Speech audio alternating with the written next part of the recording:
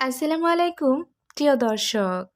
আল্লাহর একজন অলি ও একটি কুকুরের বিস্ময়কর ঘটনা বলবো, যা শুনলে সবার ভালো লাগবে ইনশাআল্লাহ।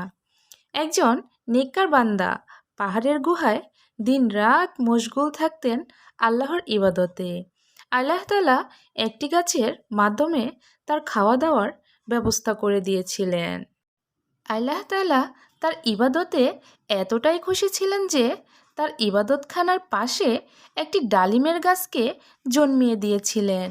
আল্লাহ তাআলার রহমতের কুদরতে সে ডালিম গাছ থেকে প্রতিদিন 3টি করে ডালিম পেতেন, আর সেই বান্দা সেই ডালিমগুলো নিয়মিত খেতেন আর আল্লাহর ইবাদতে মশগুল থাকতেন।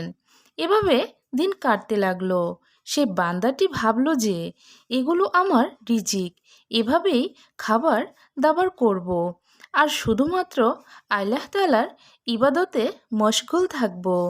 একবার আল্লাহ তাআলা তার পরীক্ষা নিতে শুরু করলেন। যারা আল্লাহর নেক বান্দা হয়ে থাকে এবং আল্লাহর ইবাদত করে, তাদেরকে আল্লাহ তাআলা পরীক্ষাও করেন। একবার এমন ঘটল যে সে ডালিম গাছে আর ডালিম ধরল না। একদিন কেটে গেল, সে ধৈর্য ধারণ করলো। দ্বিতীয় দিনও ধৈর্য ধারণ করলো। তৃতীয় দিনও তার সাথে এমনটাই ঘটল। আল্লাহ তাআলা তাকে ডালিমের নিয়ামত থেকে বঞ্চিত করলেন, কেননা তার উপর আল্লাহ তাআলা পরীক্ষা নিচ্ছিলেন যে আমার বান্দা আমার ওপর কতটা ভরসা করে। সে নেককার বান্দাটি আল্লাহর কাছে সাহায্য চায় নাকি অন্য কারো কাছে সাহায্য চায়। এমতো অবস্থায় সে ব্যক্তিটি অনেক ক্ষুধার্ত হয়ে পড়েছিলেন আর সে অনেক ভয় পেতে শুরু করলো। সে আল্লাহ তাআলার কাছে না চেয়ে লোকজনের কাছে চাওয়ার জন্য বেরিয়ে পড়ল। যখন সে তার ইবাদতের জায়গা থেকে বের হলো, সে দেখতে পেল একটি বাড়ি। সে বাড়িটি একজন মুসলমানের ছিল, কিন্তু সেই মুসলমান ব্যক্তিটি একজন চোর ছিল। আল্লাহ তাআলা তো দূরের কথা, সে লোকটি মানুষেরও পছন্দের লোক ছিল না, কারণ সে মানুষের জিনিসপত্র চুরি করত। সে শুধু নামমাত্র মুসলমান ছিল, তার ভিতরে এমন কোনো আমলই ছিল না যার জন্য তাকে ভালো মুসলমান বলা যেতে পারে। সে নেককার বান্দাটি ভাবল, আমি সেই মুসলমান বান্দার কাছে গিয়ে খাবার চাই, কিন্তু আমি তো শুনেছিলাম যে একজন চোর। যাই হোক, চোর হয়েছে তো কি হয়েছে, আমি তো অনেক ক্ষুধার্ত, আর এই সময় সে আমাকে সাহায্য করতে পারে। এছাড়া আশেপাশে কোনো বাড়িও নেই। এই ভেবে তার দরজায় টোকা দিল আর দরজায় গিয়ে আওয়াজ দিল। সেই দরজা খুলল আর জিজ্ঞেস করলো, তুমি কে? কোথা থেকে এসেছো?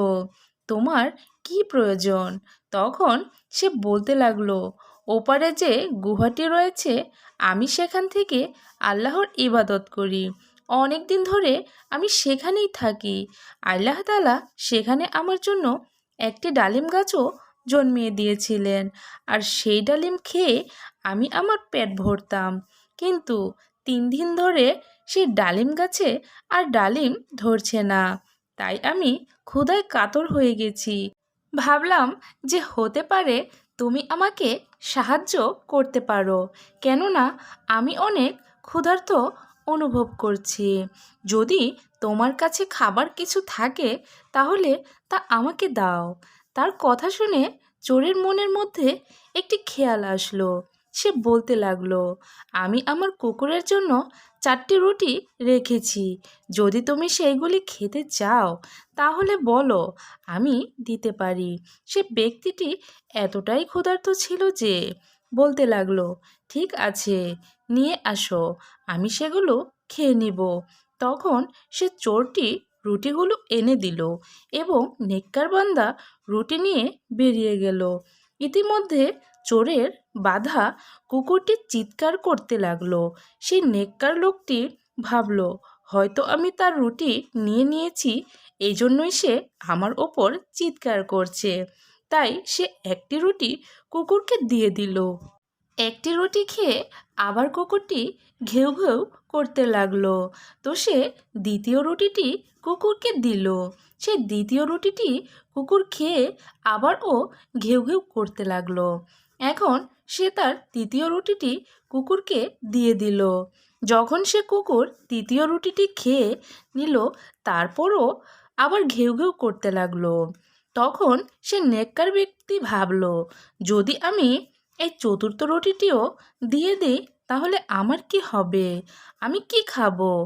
তখন সে লোকটি রেগে গিয়ে বলতে লাগলো, তুমি এতটাই বেশরম ও লোভী যে আমি তোমারই মালিকের কাছে রুটিগুলো ভিক্ষা চেয়ে নিয়েছি, আর তুমি আমাকে রুটিগুলো খেতে দিচ্ছ না, বরং তুমি 3টি রুটি পূর্বেই খেয়ে নিয়েছো। আর এখন যে চতুর্থ রুটিটি বেঁচে আছে এটাও তো কমপক্ষে আমাকে খেতে দাও। বিশ্বস্ত হয়ে যাও। নিজের মালিকের এমনটা বলার বাকি ছিল। আল্লাহ তাআলা সে কুকুরকে কথা বলার ক্ষমতা দান করলেন। সে কুকুরটি বলতে লাগলো, হে মানুষ, তুমি তো এতটাই ইবাদতকারী, আল্লাহর একজন নেককার বান্দা, আল্লাহর ইবাদতকারী। আল্লাহ তাআলা তোমাকে উপহারস্বরূপ একটি ডালিমের গাছ দান করলেন। তোমাকে কখনো ক্ষুধার্ত রাখলেন না, বরং আল্লাহ তাআলা তোমাকে জান্নাতি ফল ডালিম খাওয়ালেন। তুমি আল্লাহ তাআলার সঙ্গে কি এমন দফাদারি করলে? তুমি আমাকে বললে যে আমি লোভী, বেশরম, কিন্তু আমি এতটাই বেশরম যে আমি সেই রুটিটি চেয়েছি যেটি আমার জন্য আমার মালিক রেখেছে।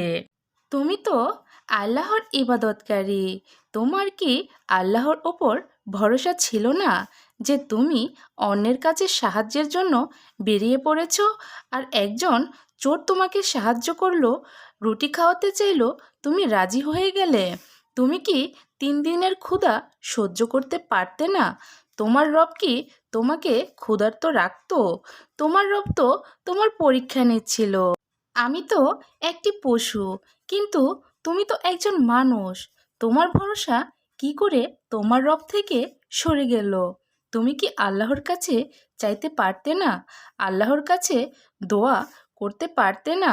কিন্তু না, তুমি একজন মানুষের কাছে সাহায্য চাইতে চলে এলে, আর সে এমন একজন মানুষ যে তোমার রবকে মানে না। এসব কথা শোনা মাত্রই সে ব্যক্তিটি আবেগবশত অঝরে কাঁদতে লাগলো। সে ব্যক্তিটি আবারও তার গুহায় ফিরে এলো। এসে আল্লাহর কাছে সেজদায় পড়ে গেলেন। কান্না করতে করতে মাফ চাইতে লাগলেন। হে আমার আল্লাহ, হে আমার রাব্বুল আলামিন, আমাকে মাফ করে দিন। আমার ভুলকে আপনি ক্ষমা করে দিন। হে আমার রাব্বুল আলামিন, আমি ভাবতে পারিনি আপনি আমাকে এই নির্জন জায়গায় খাবার দাবার দিলেন। এখন পর্যন্ত মানুষ আমাকে সাহায্য করেনি।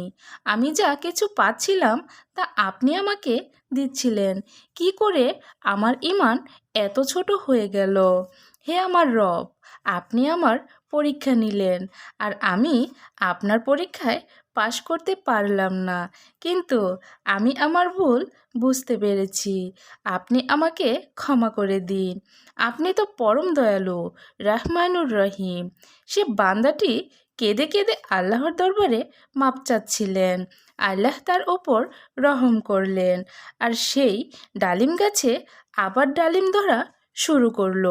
জান্নাতের সেই নিয়ামত আল্লাহ তাআলা আসসালামু আলাইকুম সেই প্রিয় নেক দর্শক। বান্দাকে দান হযরত করলেন। ইব্রাহিম প্রিয় আলাইহিসসালাম দর্শক, ও এক কেমন লাগলো ফেরেশতার একটি আজকের ভিডিওটি? বিস্ময়কর ঘটনা ভালো লাগলে সম্পর্কে একটি লাইক দিন, বলবো, আর যা শুনলে এরকম ইসলামিক সবার মন ছুঁয়ে গল্প যাবে পেতে আমার ইনশাআল্লাহ। চ্যানেলটি সাবস্ক্রাইব এমন করে এক সময় পাশেই আসলো থাকবেন দয়া করে। যখন আপনাদের আল্লাহ মূল্যবান তাআলা সময় দিয়ে খলিল ভিডিওটি শোনার জন্য ইব্রাহিম অসংখ্য আলাইহিসসালামকে ধন্যবাদ। অনেক ধন আজকের সম্পদ ভিডিওটি এ দান পর্যন্তই। করলেন। পরবর্তী অসংখ্য ভিডিও দেখার ওট, আমন্ত্রণ গরু জানিয়ে ছাগল শেষ করছি। ইত্যাদি দান আল্লাহ করলেন। হাফেজ। একবার